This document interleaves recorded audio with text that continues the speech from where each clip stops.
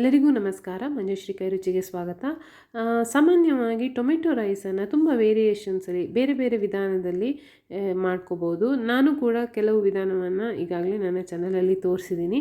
ಇವತ್ತು ಸ್ವಲ್ಪ ಡಿಫ್ರೆಂಟ್ ಆಗಿರುವಂತಹ ತಮಿಳಿಯನ್ ಸ್ಟೈಲಲ್ಲಿ ಟೊಮೆಟೊ ಪೊಡಿ ರೈಸನ್ನು ಹೇಗೆ ಮಾಡೋದು ಅಂತ ತೋರಿಸ್ತೀನಿ. ತುಂಬ ಟೇಸ್ಟಿಯಾಗಿರುತ್ತೆ. ತುಂಬ ಡಿಫ್ರೆಂಟ್ ಆಗಿರುವಂತಹ ಒಂದು ವೇರಿಯೇಷನ್ ಅಂತಲೇ ಹೇಳ್ಬೋದು. ಹೇಗೆ ಮಾಡೋದು ಬನ್ನಿ ತೋರಿಸ್ತೀನಿ.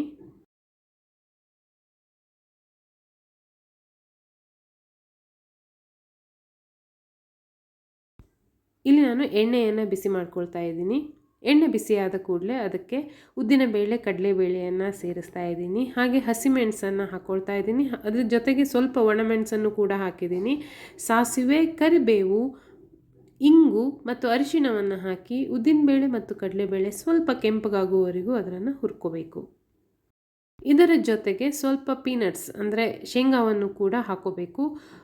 ಟೊಮೆಟೊ ರೈಸ್ಗೆ ಅದು ಟೇಸ್ಟಿಯಾಗಿರುತ್ತೆ.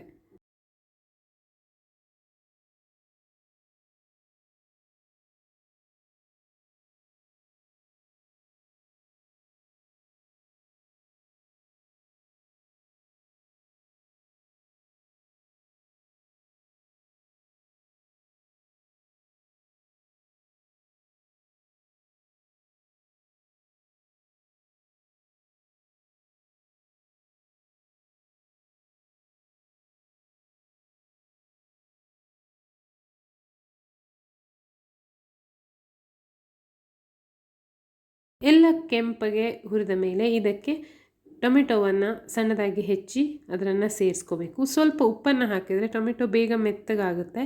ಮೇಲಿನಿಂದ ಸ್ವಲ್ಪ ಉಪ್ಪನ್ನು ಸೇರಿಸಿ ನಾನು ಟೊಮೆಟೊ ಮೆತ್ತಗಾಗುವವರೆಗೂ ಅದನ್ನು ಬೇಯಿಸ್ಕೊಳ್ತಾ ಇದ್ದೀನಿ.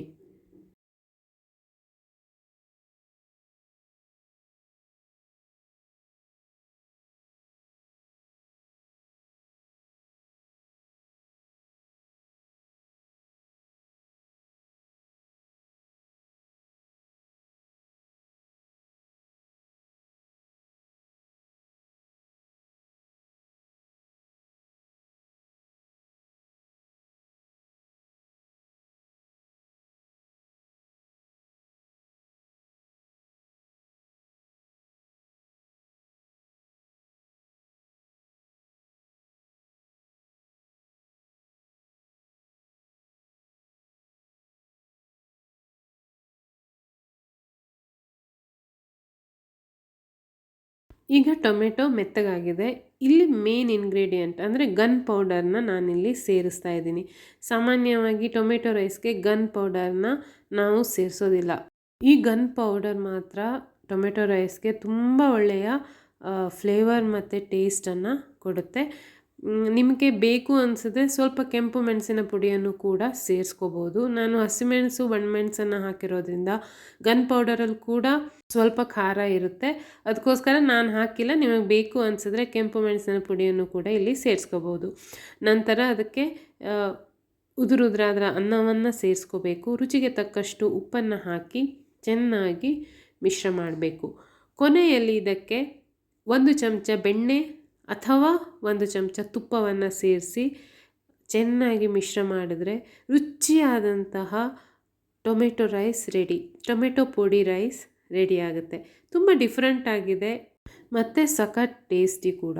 ನೀವು ಮಾಡ್ಕೊಳ್ಳಿ, ನನಗೆ ಫೀಡ್ಬ್ಯಾಕನ್ನು ಹೇಳಿ. ನಿಮಗೆ ವಿಡಿಯೋ ಇಷ್ಟ ಆಗಿದ್ದರೆ ಪ್ಲೀಸ್ ಲೈಕ್ ಮತ್ತು ಕಮೆಂಟ್ ಮಾಡಿ. ಹಾಗೆ ಹೆಚ್ಚು ಹೆಚ್ಚು ವಿಡಿಯೋನ ಶೇರ್ ಮಾಡಿ. Thank you.